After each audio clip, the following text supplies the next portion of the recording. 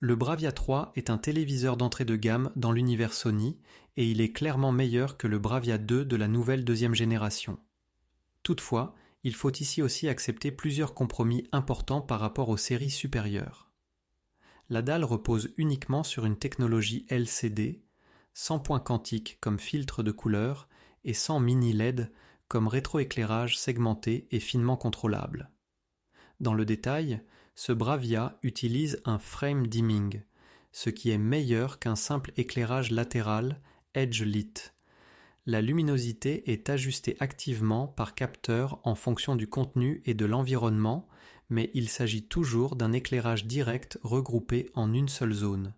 L'éclairage est donc très grossier selon les standards actuels, ce qui empêche de mettre en valeur de petits détails et des hautes lumières de manière vraiment éclatante. L'absence de gradation locale présente toutefois un avantage.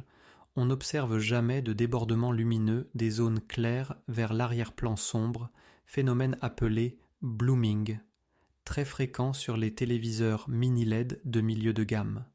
Malgré cela, l'image présente plusieurs faiblesses qui limitent le confort, aussi bien dans un environnement lumineux que sombre. Dans les pièces claires, la luminosité maximale limitée se fait sentir.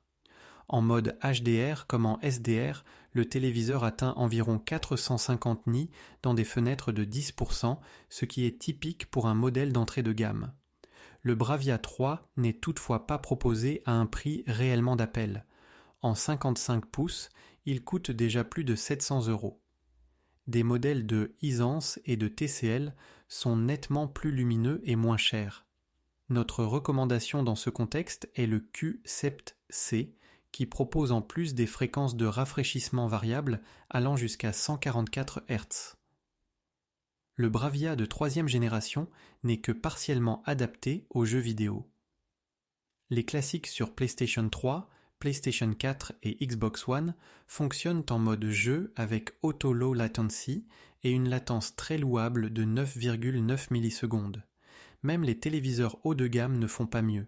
Il en va de même pour les jeux PC en Full HD à 60 Hz. Malgré cela, l'image présente plusieurs faiblesses qui limitent le confort, aussi bien dans un environnement lumineux que sombre. Dans les pièces claires, la luminosité maximale limitée se fait sentir. En mode HDR comme en SDR, le téléviseur atteint environ 450 nits dans des fenêtres de 10%, ce qui est typique pour un modèle d'entrée de gamme. Le Bravia 3 n'est toutefois pas proposé à un prix réellement d'appel. En 55 pouces, il coûte déjà plus de 700 €. Des modèles de Hisense et de TCL sont nettement plus lumineux et moins chers. Notre recommandation dans ce contexte est le Q7C, qui propose en plus des fréquences de rafraîchissement variables allant jusqu'à 144 Hz. Le Bravia de troisième génération n'est que partiellement adapté aux jeux vidéo. Les classiques sur PlayStation 3, PlayStation 4 et Xbox One fonctionnent en mode jeu avec Auto Low Latency et une latence très louable de 9,9 millisecondes. Même les téléviseurs haut de gamme ne font pas mieux. Il en va de même pour les jeux PC en Full HD à 60 Hz. Les amateurs de jeux mélancoliques et de grands classiques peuvent donc s'attendre à une expérience agréable. En revanche, comme la dalle est limitée à 60 Hz et ne propose pas de fréquence variable, les titres modernes restent bien en dessous de leur potentiel d'origine. Dans un environnement sombre, le contraste plutôt faible devient problématique. Le noir n'est pas vraiment noir, mais tire parfois vers le gris, voire le bleu foncé. Les scènes sombres offrent donc peu de détails visibles. Les 4 ports HDMI sont conformes au standard 2.0 et l'un d'eux prend en charge le Enhanced Audio Return Channel pour transmettre sans perte les pistes audio multicanales vers une barre de son. Et c'est ici que l'on aborde l'une des vraies forces du Bravia 3.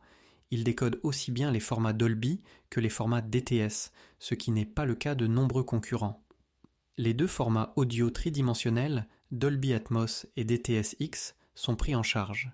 Dolby Atmos est souvent utilisé comme format audio principal en streaming, tandis que sur Blu-ray, il s'agit parfois de DTS-X. Pour le son stéréo interne, en revanche, Sony se limite au strict minimum. 2 haut-parleurs large bande universelle délivrent une puissance maximale de 20 watts. Les petites et moyennes pièces sont correctement sonorisées avec des dialogues clairs, Mais pour davantage d'impact, un équipement externe est recommandé. La connectivité est assez moderne, avec notamment le Wi-Fi tri-band, ainsi que les services Apple AirPlay, HomeKit et Google Chromecast.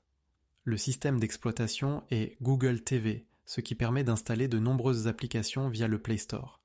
La commande vocale est possible via la télécommande ou un microphone intégré directement dans le téléviseur, que l'on peut désactiver manuellement en cas de préoccupations liées à la vie privée. Lorsqu'une PlayStation 5 moderne est connectée, l'image s'adapte automatiquement aux capacités du téléviseur grâce au tone mapping HDR automatique. Les formats HDR pris en charge sont Dolby Vision, HDR10 et HLG, ce qui couvre aussi bien la télévision classique que le streaming. Le petit Bravia se montre étonnamment performant pour l'upscaling des anciens contenus vers la 4K. En revanche, en ce qui concerne la netteté des mouvements dans les scènes rapides, le processeur atteint plus vite ses limites que sur les séries supérieures, ce qui reste prévisible. Conclusion. Le Bravia 3 est un téléviseur LCD à éclairage direct non segmenté qui offre une qualité d'image correcte au quotidien. Le niveau de satisfaction dépendra fortement des exigences personnelles. Pour un environnement lumineux, pourtant l'un des points forts théoriques de la technologie LED, il n'est clairement pas idéal et l'éclairage ambiant devrait être réduit. Parmi ces atouts figure le décodage complet des formats Dolby et DTS, un très bon upscaling et des couleurs précalibrées avec une grande précision. En revanche, la couverture de l'espace colorimétrique reste plutôt moyenne. Les puristes pourront être satisfaits, surtout s'ils apprécient particulièrement la marque Sony. Mais peut-on recommander ce téléviseur à ce prix lorsque la marque importe peu ? Plutôt non, car il existe par exemple le Q7C, nettement plus lumineux, plus coloré et en plus moins cher. Il utilise également une technologie mini LED supérieure. Nous te proposons donc ce modèle comme meilleure alternative en termes de rapport qualité-prix et espérons avoir pu t'aider avec cette vidéo. Si c'est le cas, tu peux nous soutenir en achetant le téléviseur de ton choix via l'offre liée sous la vidéo. Merci et à la prochaine.